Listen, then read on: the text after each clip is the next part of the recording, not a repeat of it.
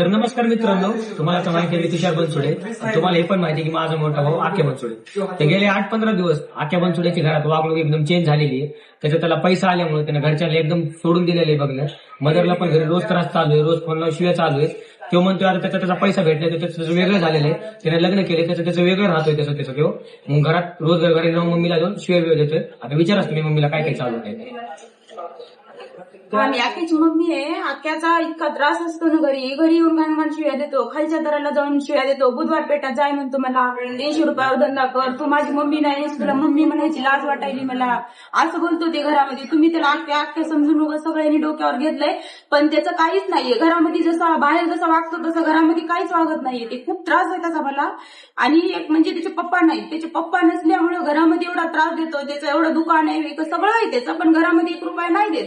बरं ठीक आहे, मला नाही देऊ देते ना, 1 रुपया मला नाही पाहिजे, पण घरामध्ये इतकं खालच्या थराला जाऊन ते बोलतय मला. आणि एकमेव त्याचा मामा सपोर्ट आहे त्याला, त्याच्या मामाच्या जीवावर तो मला बोलतोय. आणि इथं माझी फ्लॅट आहे, माझं इथं 4 मजली घर आहे, बांधकाम चालू आहे माझं. आणि ते मामाचे फक्त मला 2 लाख रुपये द्यायचे. 2 लाखासाठी मामा म्हणतोय की मी नावचं करून देणार नाही. आख्या मी तुला मम्मीच्या माघारी तुझ्या नावचं करून देतो, की 2 भावाला द्यायचं नाही, असं एक मामानं त्याला सपोर्ट केलाय. आणि मामाच्या जीवावर तो मला बोलतोय. ते सक्का भाऊ आहे माझा, आणि मला मिस्टर नाहीये.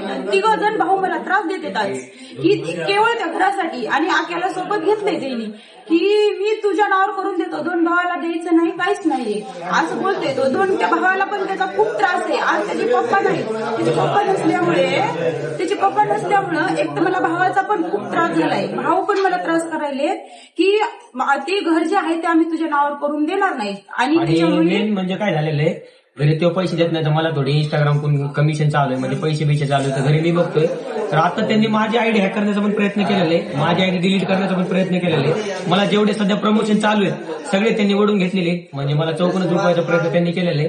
आणि मामा आणि माझा भाऊ दोघं मिळून म्हणजे आम्हाला मारायचा प्रयत्न त्यांचा चालू आहे. पण देते ते भाऊ जे आहे ना, तर मारण्याच्या धमक्या देते. एकमेव म्हणजे आम्हाला सपोर्ट नाही कुणाचा, पप्पा नाही, आम्ही इथं आलेलो आहे. तर तो भाऊ म्हणते की सांग तुझे कोण कोण आहेत, आणि तुझे कोण कोण आहेत. मग ते लहान मुलगा आहे, ह्याच्या पुढे जर कधी काही झालं तुषार बनसोडेला तर मामा जिम्मेदार राहील. मामा बाउन्सरला मारायची गोष्टी करते.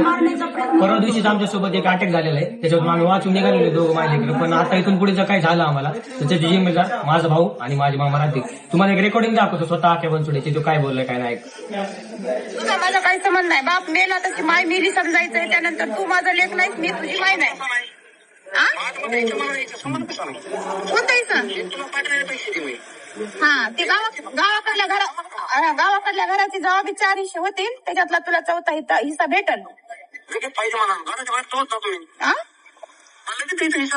मग जाय तू गावाकडल्या घराला गिरायकला. मी तू गावाकडे जाय, घराला गिरायकला, 4था हिस्सा तुझा काढून घे.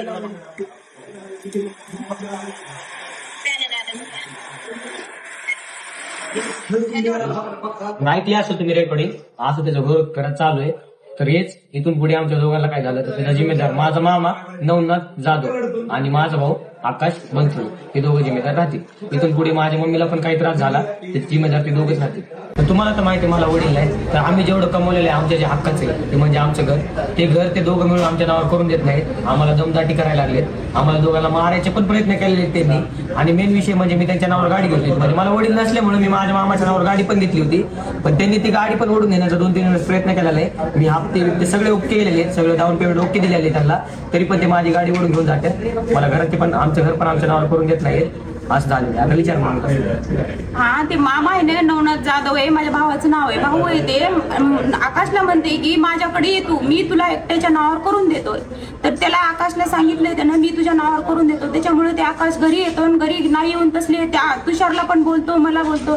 एकमेव त्याचे पप्पा नसल्यामुळे आकाशला त्याच्या भावाने म्हणजे मेन म्हणजे माझा भाऊच आहे, तो सपोर्ट करायला त्याला की मी तुला घर देतो तुझ्या नावावर. आणि त्यानं दुसरे पण असं म्हणजे नाही का असं बोलतोय त्या तुषारला बी धमक्या देतोय भाऊ की तुला मारतो, मी तुला हाणतो, तुझे कोण कोण आहे, दान तुझ्या पाठीमागं कोण आहे काय. ह्याच्यानंतर कुठं जरी काय झालं तर भावाचा हात राहील ह्याच्यामध्ये आणि आक्याचा पण राहील.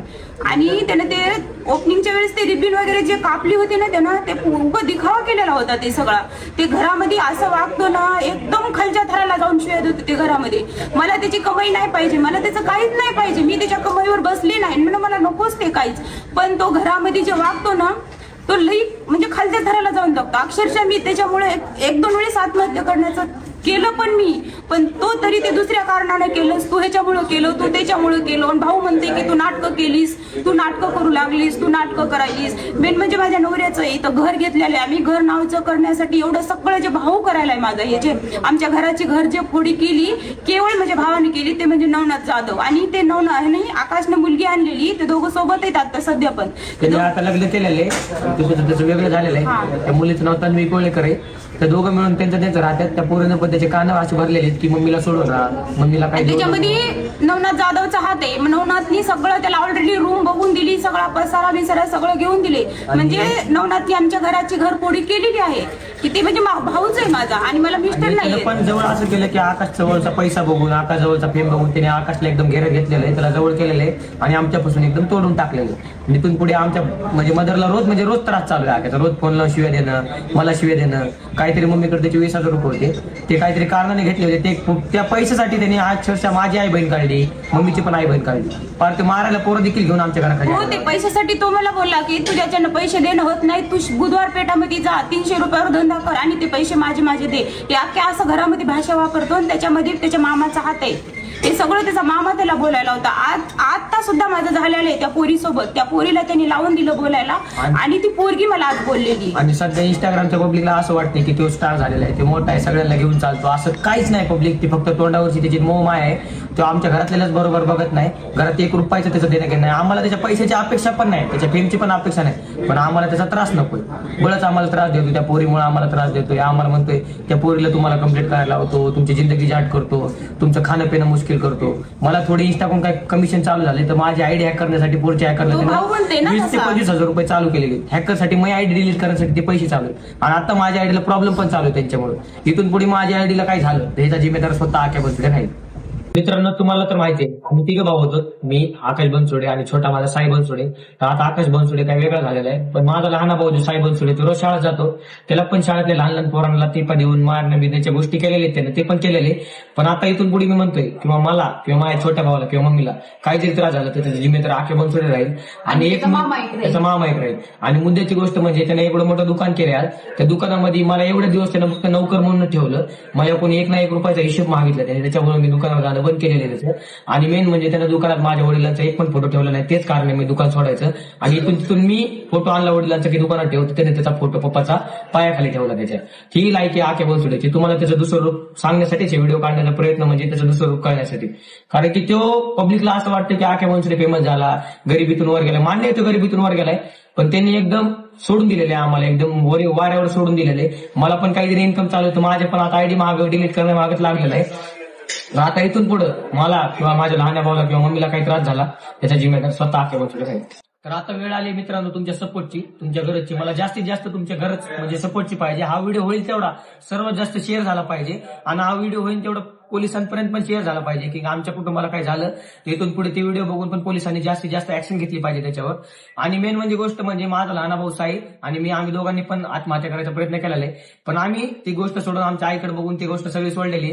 आणि तुम्ही ह्या आईकडे बघून आख्या बनसोडेला सपोर्ट केलता, तर आता ह्याच आईकडे बघून आख्या बनसोडेला हे करू टाका. काही विषय नाही मित्रांनो, व्हिडिओ शेअर करा होईल तेवढं. आणि तुमच्या सपोर्टची लय म्हणजे लय गरज आहे मला. धन्यवाद.